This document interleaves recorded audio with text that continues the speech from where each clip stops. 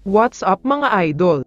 Maraming Hinebra fans ang magugulat sa balitang ito. Pero bago mo sana ipagpatuloy ang panonood mo, ay huwag mong kalimutan na mag-subscribe bilang suporta sa aking YouTube channel. Maraming salamat idol. Alam naman nating lahat na ongoing ang PBA Finals ngayon, pero kung akala nyo ay walang hakbang na gagawin ang Hinebra pagkatapos ng finals na ito, nagkakamali kayo dyan dahil ayon sa mga source, may mga trade daw silang gagawin. Una na nating pag-usapan itong si Isaac Go, para sa mga fans na nagtatanong kung may chance nga ba siyang maglaro sa finals.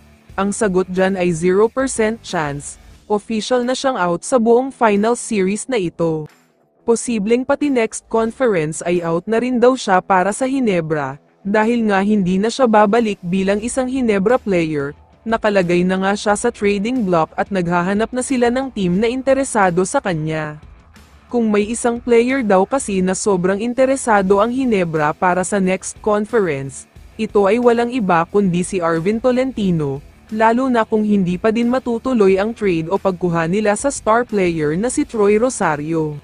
Para sa mga hindi nakakaalam, last season lang ay candidate si Arvin para sa Best Player of the Conference Award, Most Improved Player Award, at Most Valuable Player o MVP Award.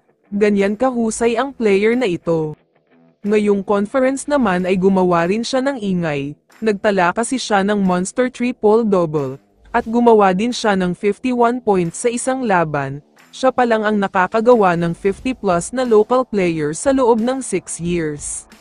Samantala, ang susunod na balita ay siguradong magugulat ang mga Hinebra fans, dahil ayon sa mga reports ay interesado daw uli ang Hinebra na kunin si Stan, dahil kailangan daw nila ng solid na big man next conference. Alam naman kasi nating lahat na magkakaroon na ng no height limit sa Commissioner's Cup, kaya naman siguradong malalaking import ang makakalaban ng Hinebra, at kailangan talaga nila ng isang big man na kayang-kaya makipagsabayan sa kanila. Pero kung ako ang tatanungin, ang best choice siguro sa lahat ay ang kunin si Arvin Tolentino, dahil maliban sa madadagdagan sila ng isang solid at sharp shooter na player, mahihirapan ang ibang team na makahanap ng defender niya.